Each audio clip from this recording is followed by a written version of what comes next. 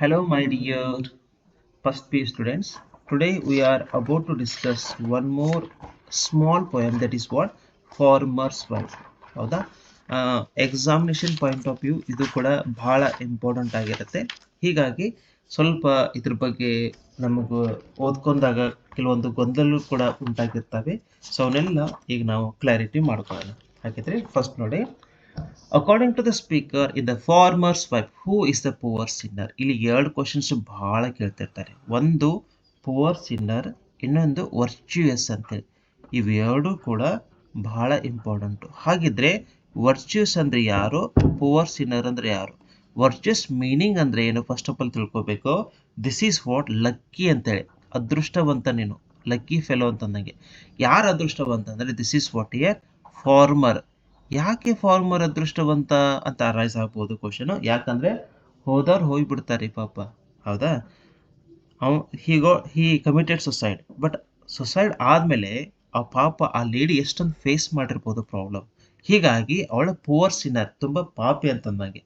ಹಾಗಾಗಿ ಇಲ್ಲಿ ನಾವೇನ್ ಮಾಡ್ಕೊಳ್ತೇವೆ ಅಂದ್ರೆ ಫಾರ್ಮರ್ಸ್ ವೈಫ್ ಅನ್ನ this is what year poor Sinner ಅಂತ ನಾವು ಬರೀತೀವಿ. ಇದು ಕೂಡ ಬಹಳ ಇಂಪಾರ್ಟೆಂಟ್ ಆಗಿ ಕಾಣುತ್ತೆ. ನೆಕ್ಸ್ಟ್ ಬಂದ್ಬಿಟ್ಟು ಎರಡನೇ ಕ್ವಶನ್ ನೋಡಿ, why did farmer commit suicide? ಯಾಕೆ ಅವನು ಸುಸೈಡ್ ಮಾಡ್ಕೊಳ್ತಾನೆ? ಇದು ಆಲ್ಮೋಸ್ಟ್ ಫಿಕ್ಸ್ ಕ್ವಶನ್, ಬಹಳ ಸಲ ಕೇಳಿರ್ತಾರೆ, ಇದನ್ನ ನೆನಪಿರ್ಲಿ.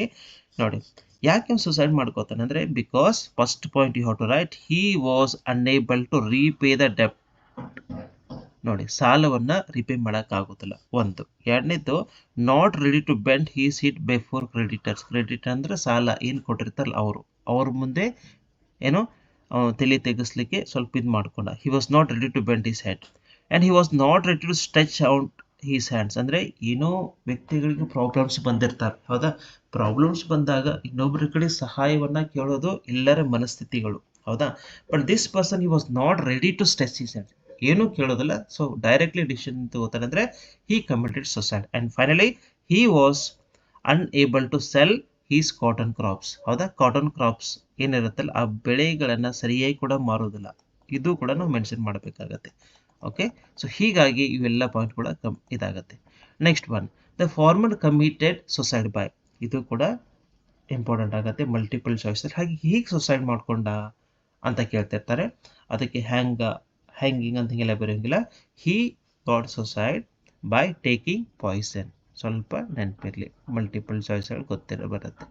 ಬೈ ಟೇಕಿಂಗ್ ಪಾಯ್ಸನ್ ಅಂತ ಬರೆದ್ರೆ ಸಾಕು. Next one, in the poem this is what virtues refers to.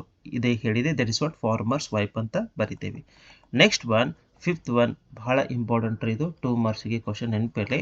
ಏನಂತಂದ್ರೆ, what does the farmers wife want to teach her children? ಏನು ಕಲಿಸ್ತಿರ್ತಾಳೆ? ಈಗ ಆ ವ್ಯಕ್ತಿ ಏನಾಯ್ತ, he was a wicked in his nature, ಬಹಳ ವೀಕ್ ಮೈಂಡೆಡ್ ಇರ್ತದೆ. ಬಟ್ ಅವಳು ಆ ರೀತಿ ಇರೋದಿಲ್ಲ, ಅವಳು ಬಹಳ ಸ್ಟ್ರಾಂಗ್ ಇರ್ತಾವೆ, ಸೆಲ್ಫ್ ಡಿಟರ್ಮೈಂಡ್ ಇರ್ತಾಳೆ, ಇಂಡಿಪೆಂಡೆಂಟ್ ಇರ್ತಾಳೆ. She was very strong, will power ಕೂಡ ಅಷ್ಟೇ ಚೆನ್ನಾಗಿರುತ್ತೆ. ಇದಕ್ಕಾಗಿ she wanted to teach her children that we must clinch our fist. ಅಂತಂದ್ರೆ ಒಂಥರ ಗಟ್ಟಿಯಾಗಿ ಹಿಡ್ಕೊಂಡು, ಏನಂತಂದ್ರೆ ಲೈಫ್ ಹೇಗಿರುತ್ತೆ, ಹೇಗೆ ಎದುರಿಸ್ಬೇಕು ಅನ್ನೋದು ಹೇಳ್ತಾಳೆ, ನಾಟ್ ಡೆತ್. ಅದಕ್ಕೆ ಇನ್ನೊಂದು ಸ್ಟೇಟ್ಮೆಂಟ್ ಕೊಟ್ಟುಕೊಳ್ತಾಳೆ, ಏನಂತಂದ್ರೆ ವಿ ಮಸ್ಟ್ ನಾಟ್. ಲಾಸ್ಟ್ ಲೈನ್ದಲ್ಲಿ ನೀವು ನೋಡ್ತೀವಿ, ಏನಂತಂದ್ರೆ we must, see this one, we must, ಇದು ಪಾಯಿಂಟ್ ಅನ್ನು ಕೂಡ ಹಾಕ್ಬೋದು. We must embrace life not death. ಅಷ್ಟು ಸ್ಟ್ರಾಂಗ್ ಇರುವಂತ ಆ ಲೇಡಿ, ಹೌದಾ? ಅದನ್ನ ಯಾವಾಗಿರ್ತು ಲೈಫ್ ಅನ್ನು ಅಪ್ಕೊಳ್ಬೇಕು, ಸಾವನ್ನಲ್ಲ. So we must embrace life not death ಅಂತ ಬರೆದ್ರೆ ನಿಮಗೆ you will get what a 2 marks again. ಸ್ವಲ್ಪ ನೆನಪಿರ್ಲಿ. ಓಕೆ, ನೆಕ್ಸ್ಟ್ ಬಂದ್ಬಿಟ್ಟು this is what here warm eaten cotton refers to. ನೋಡಿ, worm eaten cotton refers to, ಹೌದಾ? ಇಲ್ಲಿ ಏನು ಬರಿತೀವಿ, worm eaten cotton refers to ಅಂತಂದ್ರೆ this is what year,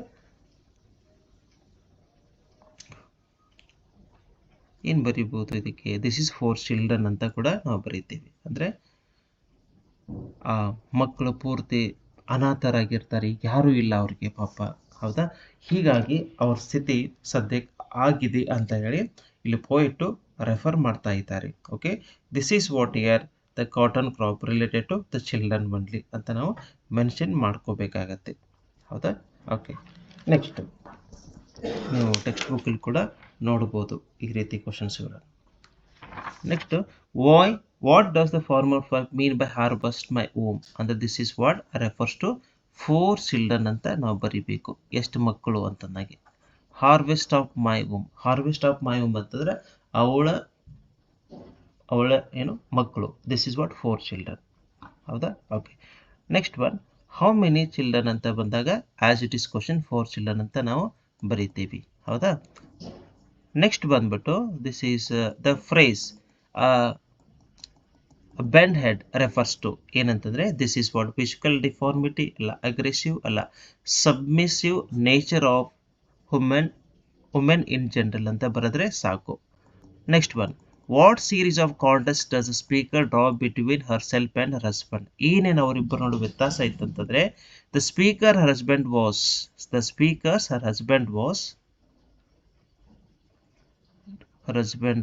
unable to bend his head before creditors. He was not strong man.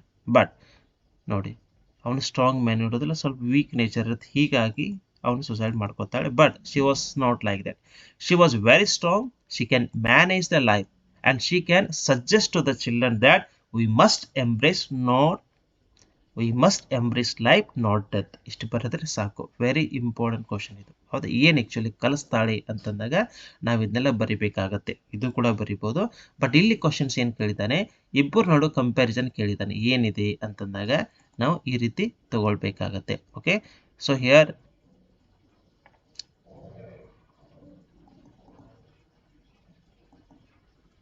Okay. Next what expression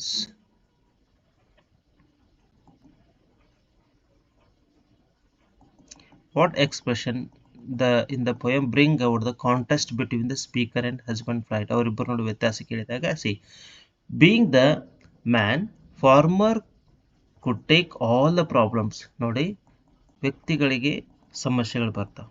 ಹೌದಾ? ಮರಗಳಿಗೇನು ಬರಲ್ಲ. ಹೌದಾ?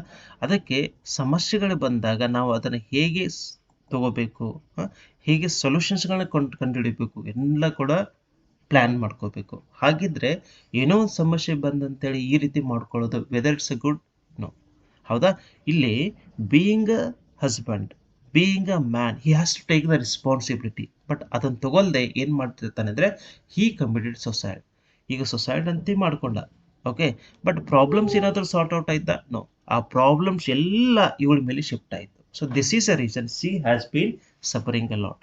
ಅದಕ್ಕಾಗಿ being a man farmer could take all the problems and he must bend his head, stretch his hands in front of the creditors. But in that situation, he could not take the responsibility and he committed suicide.